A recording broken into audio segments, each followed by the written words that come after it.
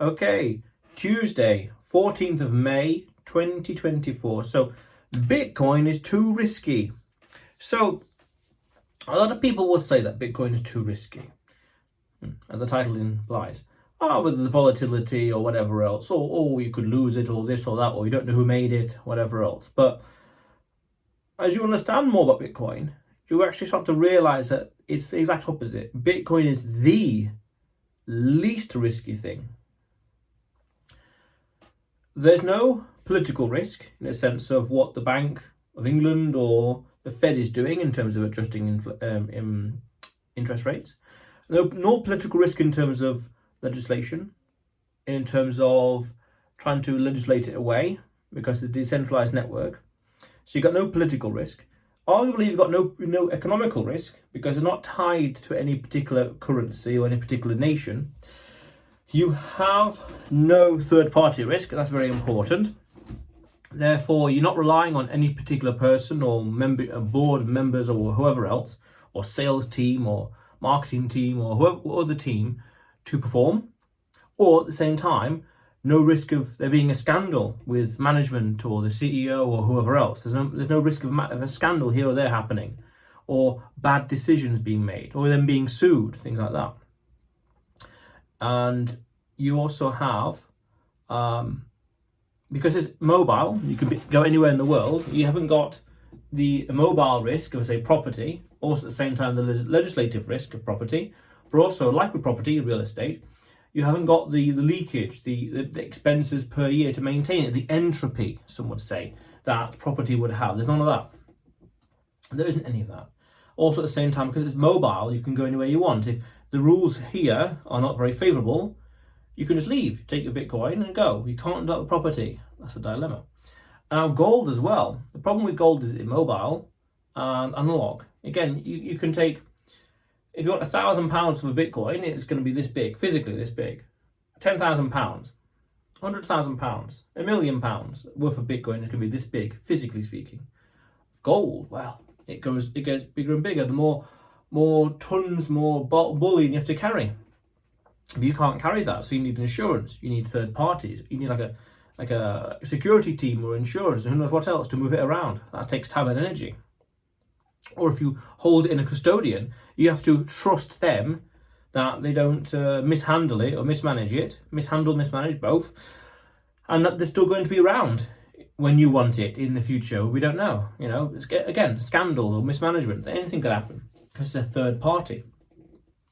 Okay, but also at the same time, gold has the risk. Notice the risk. We don't know how much the issuance of gold. We don't know how much gold there is in the world. If there's an asteroid out there that's got a trillion tons of gold, then that's it. The supply of gold increases. And also understand that the supply of gold every year is, I want to say 4%. The inflation rate, maybe 3 or 2%, meaning there's more and more gold each year being mined, and it's got a half-life of 35 years. So that means that if your wealth held in gold for 35 years, it gets cut in half. Probably the same or so with property as well, especially when you consider property taxes. Or in the UK here, it's council tax, that's it. Yeah. Basically, a rent you have to pay to own said asset. Fair enough. Okay. And purchasing power decreases over time. But with Bitcoin, you haven't got the risk of the issuance, because no matter where the price goes, no matter where the hash rate goes, you know that there will only ever be mathematically 21 million Bitcoin. That's a mathematical certainty. Perfect. So you know exactly how many there will be, and then within reason, in the sense of the hash rate, every 4 years. The exact date is more specific, but over time we know exactly when the halving is, when the next issuance is, when the block time is, things like that. We know it all way into the future. So that's not risky at all, because we know what the future is in terms of the block reward, in terms of more Bitcoin being mined. Perfect. And it's scarce as well, 21 million, meaning it's quite, because of the hash rate, it's hard to create more. It's a harder form of money. So I always say, Bitcoin is money you can own, money you can spend, apolitical, decentralized, fixed supply, and that's deflationary. Powerful things. And the more you understand Bitcoin, the more less risky it becomes, because you understand that every other competition out there just is not good. If all the competition's like here, down here, there's 0 to 1 principle. And it's like, well, this one is slightly better than that one, and this one is better than that one. And they're all marginally the same. Okay. But then you've got Bitcoin over here, and it's 10 times better. So why would you bother with all these down here? That's all like, it's kind of a little bit different, more or less the same. But then this one, an outliner, that stands out completely in all kinds of ways. Again, money you can own, money you can spend, apolitical, decentralized, fixed supply, deflationary. Perfect. And none of those out there can compete with it. You have different risks. Risks that you can't even enumerate right now. There's this amazing tweet that I saw a few weeks ago, I guess now. It's in the link in the description below.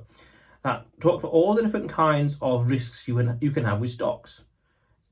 And there's obscure things like tort risk. Someone doesn't like the company and they can sue them. Never mind just being mismanaged or scandals. If products don't sell, so they overshot the target or undershot the target or misunderstood the market, misunderstood the market, the customers and whatever else, and didn't work. Things like that. So the more you study Bitcoin, the more you start to realize that actually this has the least amount of risk. You could argue there's only 2 real risks with Bitcoin. Maths maths and code in the sense of the code not working and something happening, a 51% attack and an eclipse attack and whatever else. Also at the same time, human error, you making a mistake with your security, leaving on an exchange, things like that. There's a very interesting day, I can't remember when it is actually, I think it's in January. It's a very interesting day in the year that talks about taking your coins into self-custody. 3rd of January, that's it. 3rd of January. On the 3rd of January, I don't know about nowadays, but a couple of years ago, I remember quite well, that there used to be a day where proof of keys days. You take your Bitcoin off the exchange and you put it into your own cold storage, hardware wallet, you name it. To test that the exchange really does have your coins. By doing so, you eliminate the third-party risk of this exchange has your coins, behind the scenes. But if something happens, if there's another, FTX debacle or a Luna disaster, whatever else, you know that your Bitcoin is safe because you've got it. You've got the private keys hidden away. You're the keyword there is eliminating the third-party risk. Bitcoin has eliminated all kinds, a whole variety of risk. Third-party, legislative, you name it. Inflationary risk, the tort risk. You can't sue Bitcoin. You just can't. Like try to sue oxygen, try to sue gravity. You can't sue it. You can't stop it either.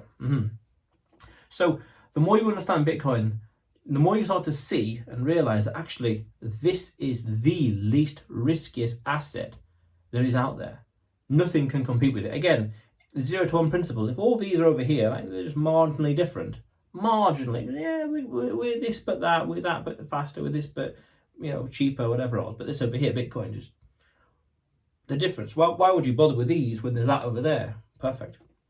And then it's a question of understanding the risks. Understanding how to do self-custody, taking the coins for yourself, understanding the maths behind it, the code, the open source code, the first principles behind it. Again, money you can own, money you can spend, apolitical, decentralized, fixed supply, and deflationary. You understand those things, and Bitcoin becomes the least riskiest asset there is. It's a complete revolution. It really, really is. But otherwise, nice. You will see me tomorrow.